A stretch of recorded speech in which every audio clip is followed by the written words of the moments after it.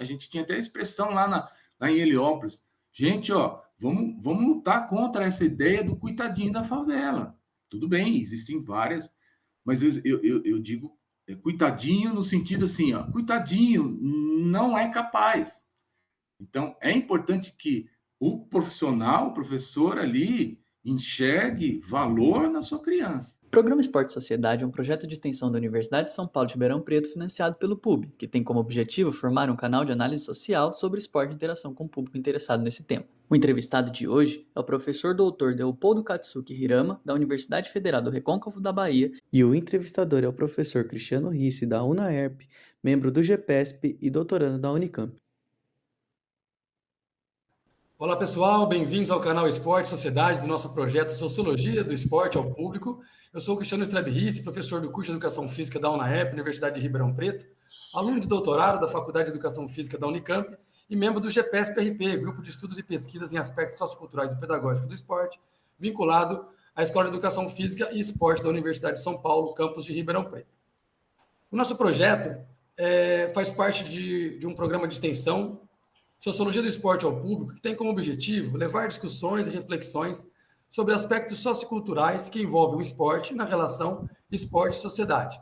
E para isso, convidamos pesquisadores e pesquisadoras e profissionais do campo esportivo para, com eles e com elas, discutir estes temas relacionados ao esporte e à sociedade. O nosso entrevistado de hoje é o professor Leopoldo Katsuki Hirama, que é professor adjunto 4 da Universidade Federal do Recôncavo da Bahia, onde leciona disciplinas relacionadas ao esporte.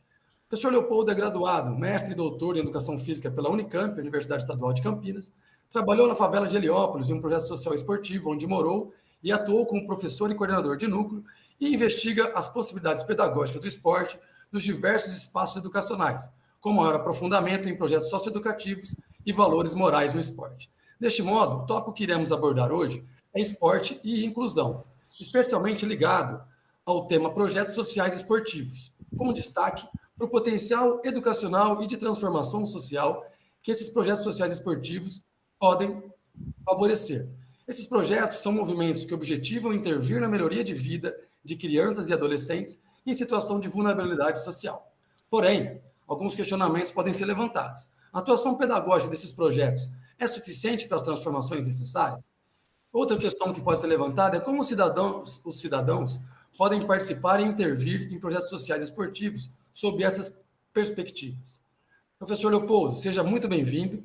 Eu já recebo você com uma pergunta. O que seria, então, professor, a inclusão social por meio do esporte? Como ela poderia ser feita? Bom, Cristiano e pessoal aí que está assistindo, bom dia. Eu tenho assistido algumas lives e tal, e o pessoal fala bom dia, boa tarde, boa noite, né? Porque, né? Então, bom dia, boa tarde, boa noite. É um prazer estar aqui. A gente, eu costumo dizer que é difícil quando a gente fala de uma coisa que a gente gosta muito. É difícil falar pouco, mas eu vou tentar ser sintético, né? A primeira pergunta é como se daria a inclusão social por meio do esporte? É isso, né, Cristiano? Isso, professor. E como ela poderia ser feita? Uhum. Eu entendo o seguinte, né? O esporte ele foi, em especial em projetos sociais, ele foi uma ferramenta e foi muito usado e muitas vezes uma propaganda, né? Um instrumento de propaganda para ser usado. E eu acho que a gente tem que evitar. É lógico que os projetos precisam ser divulgados, mas é importante que a gente faça a pergunta: que esporte que a gente vai oferecer para essas crianças, né? Na minha dissertação de mestrado, o título já é um tanto provocativo, né? O que para além de tirar das crianças da rua, que é o grande jargão dos projetos sociais, é tirar da rua. Eu acho que tem que tirar da rua, sim, mas dependendo também da rua, né? Qual é a situação da rua? Lá em Heliópolis, a gente tinha situações diferentes dentro da comunidade. Então, às vezes, a rua era uma rua, era um beco, onde os moradores eram muito unidos. Então, era muito legal estar na rua, né? Em outros locais, não. Em outros locais, né, não era legal estar na rua. Bom, enfim, mas tá.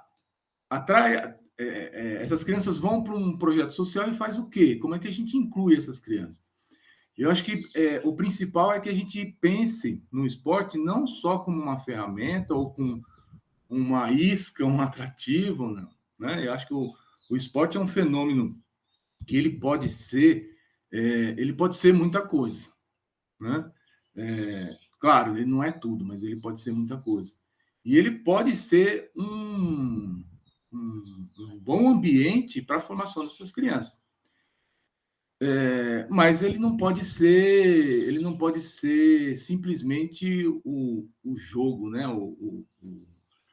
Não é simplesmente o jogo, não pode ser simplesmente recreativo, não pode ser simplesmente, olha, vem aqui jogar, vamos fazer umas brincadeiras. Aqui na Bahia se dá o nome de baba, né? Que é a pelada, né? É o baba. Vamos jogar, vamos só jogar sem compromisso. Se você pode vir hoje, tudo bem. Se você não pode vir hoje, também tudo bem, né? Né? Eu entendo que o esporte pode ser um ambiente onde a criança desenvolva diversos aspectos que vão ser importantes para a sua vida, na sua formação humana. E para isso, a gente precisa refletir sobre esses aspectos e como e adequar qual é esse esporte, como é que a gente vai oferecer esse esporte para essas crianças. Acho que, basicamente, de maneira bem geral, é isso. Professor, muito interessante essa colocação, né, do que tipo de esporte, né, vai ser oferecido, especialmente por conta dos vários sentidos, né, que o esporte pode assumir em relação aos seus praticantes, em relação a quem está oferecendo também aquelas práticas esportivas, né? E como você bem colocou, né, às vezes, dependendo da rua, né, quando a gente pensa no professor João Freire, né, na pedagogia da rua, nós estamos falando de uma rua muito interessante de ser frequentada, né? Então, o quanto que essa rua pode ter diversos significados também para quem está envolvido com ela e muitas vezes nas nossas práticas cotidianas tentar trazer esses elementos da rua que são favoráveis e benéficos no sentido de comunidade, de liberdade, de criatividade, o quanto isso é importante, né? E o senhor tocou também num ponto muito interessante em relação à dimensão que muitas vezes é atribuída ao esporte salvacionista, né?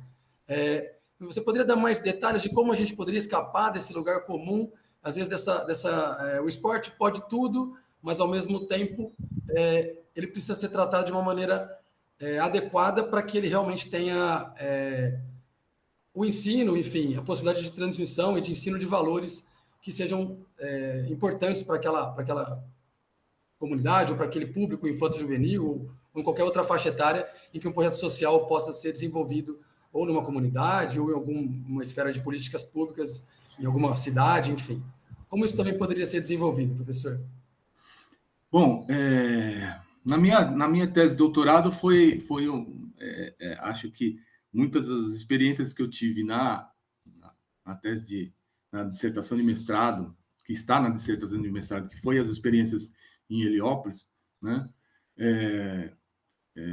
deram combustível, né, para que eu pensasse na tese de mestrado, que é especificamente em valores morais, né? E eu entendo o seguinte, que a primeira coisa que a gente precisa tentar fazer como um pedagogo do esporte é tentar compreender da melhor maneira, da maneira mais aprofundada possível, quem são os alunos que a gente vai estar trabalhando, né? E quem são os alunos que a gente está trabalhando na sua comunidade. Porque às vezes a gente monta um núcleo, traz as crianças, tira da rua, né?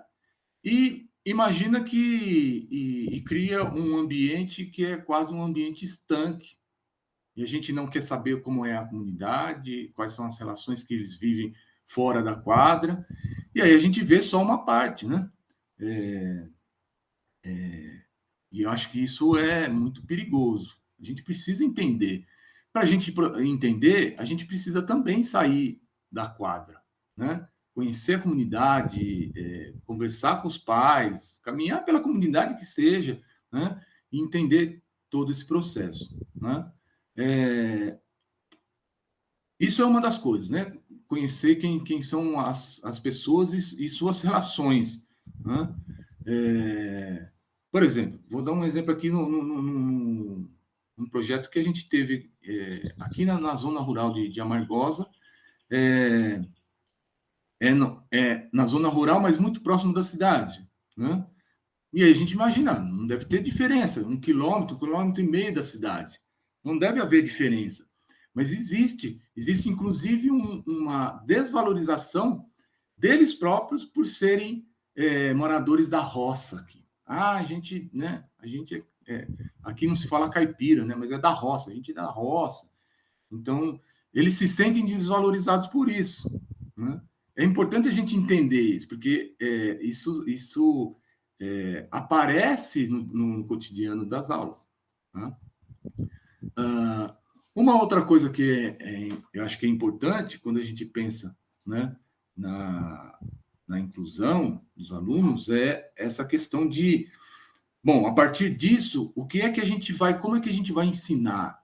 O que é que a gente vai ensinar e o quanto a gente vai ensinar?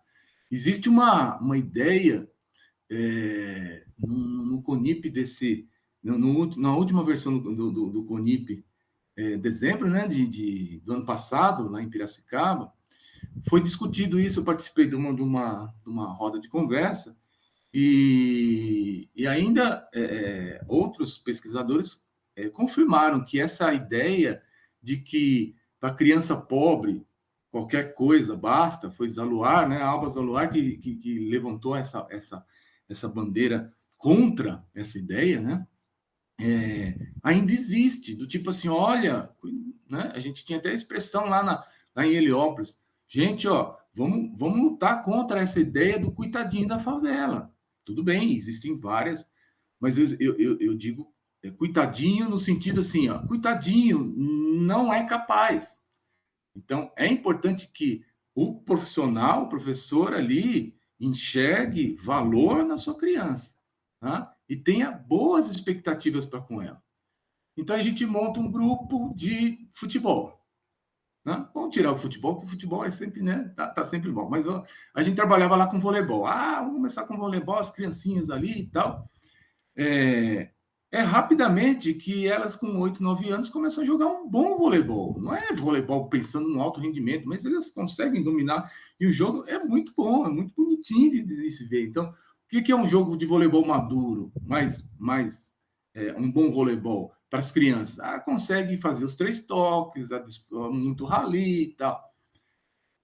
E aí, com 8, 9 anos, eles vão continuar no projeto. 15, 16, 17 anos, o que a gente vai fazer? Vai ficar, agora freia, porque, são favelados, né?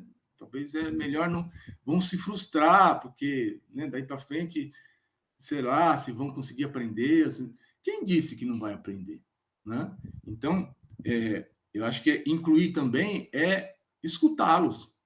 E aí, pessoal, o que vocês querem? A gente quer aprender mais, a gente quer melhorar cada vez mais, nós queremos jogar. E aí, o que acontece, né? Aquela história do João Freire, né?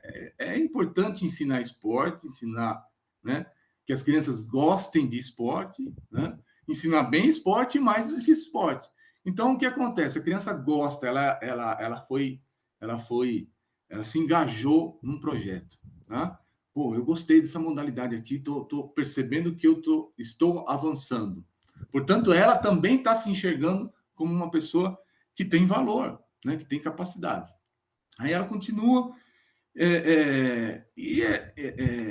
acho que é uma condição normal quando você percebe que você está fazendo uma coisa que é significativa, que você está avançando, que você está melhorando, que você queira mais, né? Aí muitos projetos começam a frear, gente, nós estamos entrando num outro caminho, estamos indo para o treinamento, como se da iniciação para o treinamento fosse só um pulinho, né? Não é, tem toda uma passagem. E também Por que não crianças e adolescentes, né, nesse processo, experimentarem também competir? Estou falando de campeonato paulista, né? Mas quem sabe, né? Uma comunidade de Heliópolis, por exemplo, hoje, a última vez que eu ouvi falar, Heliópolis tinha 200 mil pessoas dentro de um bairro de 1 quilômetro quadrado. Né? 200 mil é maior que a maioria das cidades paulistas. Né? Será que não tem jovens, né, que poderiam jogar muito bem, inclusive num torneio da federação? É lógico que esse não é o caso, né, de pensar nos níveis, mas permitir que eles pudessem avançar ao máximo que o grupo consiga, ou dar espaço para que eles avancem. O contrário, no meu entendimento, é exatamente o contrário de inclusão, é exclusão. A criança está começando a gostar, eu quero aprender mais, e agora o projeto não vai mais. Né? Agora chegamos até um certo ponto, aquele mini voleibol 3 contra 3, 4 contra 4, daqui para frente vá buscar outro lugar. Tá? E aí, historicamente, aparece a exclusão, porque assim, historicamente a gente sabe que crianças periféricas têm pouco acesso aos espaços, né, por exemplo, de clubes. Né? Poucos ou talvez nenhum acesso. Né? E aí a gente exclui em vez de incluir. Né? Então, eu vejo com bons olhos, existem vários projetos que pensam uma base muito grande, aprendem muito com esporte de base, e alguns projetos que, a partir dessa base, pensam também, a gente começa a perceber alguns alunos que querem continuar, tá? E a gente precisa dar esse espaço para eles. Então, vamos também oferecer, e eu acho que isso também faz parte da inclusão. Sendo que o objetivo, reforço, não é o alto rendimento, tá? Mas pode ser que alguns desses alunos sigam por esse caminho. O projeto vai até o alto rendimento? Provavelmente não, mas que dê uma boa base para que eles continuem. Continue nos seguindo para a parte 2. Se você tem alguma sugestão de tema para a próxima entrevista, por favor acesse o link do formulário na descrição do vídeo. Será um prazer contar com sua participação.